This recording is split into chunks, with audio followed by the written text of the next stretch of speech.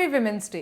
हर साल 8 मार्च को हम घूम घूम कर महिलाओं को विश करते हैं। नहीं घूम पाते तो स्टेटस या स्टोरी लगा देते हैं। फिर कुछ बागी होते हैं, वो फेसबुक पर 4000 शब्दों का एक आलेख लिखते हैं ये बताने के लिए कि महिलाओं को बस एक दिन नहीं रोज सेलिब्रेट करना चाहते हैं। कुछ विमेंस डे में तो महिलाओं को फुटेज मिलता है मेंस डे के लिए कोई डे नहीं होता वाले हैं, उसका राग लेकर आ जाते हैं। लेकिन आज हम आपसे एक अलग बात करने आए हैं। विमेंस डे जैसे मनाना है मनाओ, ना मनाना है ना मनाओ, लेकिन ये जो शब्द है विमेन, क्या आप उसका मतलब जानते हैं? आप कहेंगे ये क्या बात कर रही हो, विमेन मतलब महिला, औरत, नारी और क्या। हम आपके भाषा विज्ञान पर कोई डाउट नहीं कर रहे हैं, लेकिन हम आपको ये बताना चाह रहे हैं कि विमेन शब्द का ओरिजिन, यानी कि हिंदी में जब हम किसी शब्द को तोड़ कर देखते हैं, संधि विच्छेद करके देखते हैं, तो उसका ओरिजिन देखने की कोशिश करते हैं। वैसे ही अगर हम आपको बताएं कि विमेन को तोड़ने पर क्या बनता है तो आप भौचक हो जाएंगे। बाय गॉड, झूठ नहीं कह रही हूँ।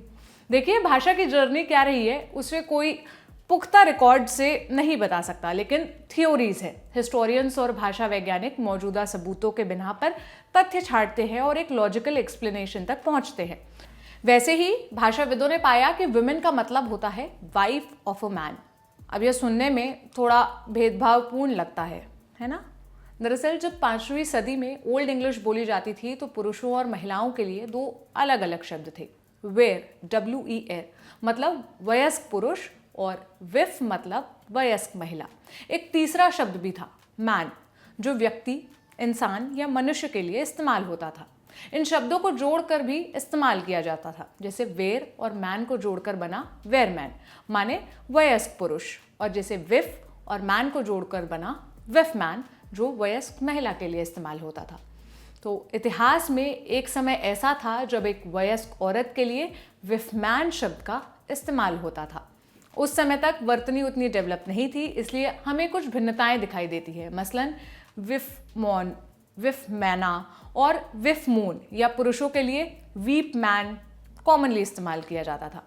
लेकिन मेडिवल इंग्लिश तक आते आते उपयोग को विमैन और वुमैन को स्टैंडर्डाइज किया गया और 1600 के दशक तक हम आज जिन शब्दों को जानते हैं वे स्थापित किए गए, यानी एक महिला के लिए वुमेन और एक से ज़्यादा महिलाओं के लिए विमेन। सोचने वाली बात यह है कि जब महिलाओं के लिए विफ मैन और पुरुषों के लिए वीप मैन का इस्तेमाल होता था, तो महिलाओं के लिए विमेन और पुरुषों के लिए मैन क्यों हो गया? इसका एक कारण मेल इज अल्फा वाली थ्योरी है।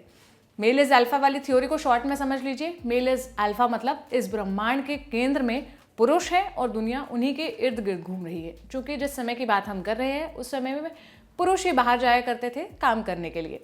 पुरुष की कमाई से ही घर चलता था, परिवार की संकल्पना भी पुरुषों पर ही केंद्रित थी और पुरुषों के ये मुगालता हो गया वहीं से कि वो जो है तो मैन हो गया अल्फा और वाइफ ऑफ मैन हो गई अल्फा का कामकाज को स्मूथ करने वाली औरत। हालांकि ये सिर्फ एक संभावित वजह है। विमेन शब्द के साथ एक थ्योरी और है, या ये कहें एक भ्रांति है कि विमेन वूम और मैन से मिलकर बना है। वूम मतलब कोख। लेकिन इस थ्योरी को पुख्ता करने के लिए भाषाविदों के पास पर्याप्त लॉजिकल एविडेंस नहीं है। सर, मैडम, मेल फीमेल का भी मामला बिल्कुल ऐसा है। मैडम शब्द का इतिहास भी कुछ ऐसा ही है। ये शब्द फ्रेंच शब्द डेम से बना है। हालांकि वहाँ आप इस शब्द को आपत्तिजनक स्लैंग माना जाता है, लेकिन एक वक्त पर इसका इस्तेमाल विवाहित महिला या अधिकार की स्थिति में एक महिला को संबोधित करने के लिए इस्तेमाल होता था। क्योंकि डेम की उत्पत्ति लैटिन के एक शब्द डोमिना से हुई है, जो डोमिनस का स्त्री रूप है। डोमिनस का अर्थ है लॉर्ड या मास्टर। अब इसमें 2 शब्द और हैं, मेल और फीमेल। लोगों को लगता है फीमेल शब्द भी मेल से निकला है, लेकिन ऐसा नहीं है। फीमेल का मूल लैटिन भाषा से आता है, फेमिलिया, जिसका मतलब है महिला। दूसरी तरफ मेल पुराने फ्रांसीसी मिसेल से आता है, जो लैटिन शब्द मैस्कुलस से निकलता है। समय के साथ मिसेल मेल बन गया और 14वीं शताब्दी के आसपास मेल के साथ लंबे समय तक उपयोग के बाद फेमिलिया को फीमेल में बदला गया। फीमेल शब्द में फी कोई उपसर्ग नहीं है। खैर, आज के लिए बहुत ज्ञान हो गया। अब आप सोच रहे होंगे कि हम ये सब क्यों बता रहे हैं। बात यह है कि आप कई मीम्स देखते होंगे। लोग कहते हैं बेचारी नारीवादी, वुमेन शब्द में मैन देखकर किलस जाती होंगी।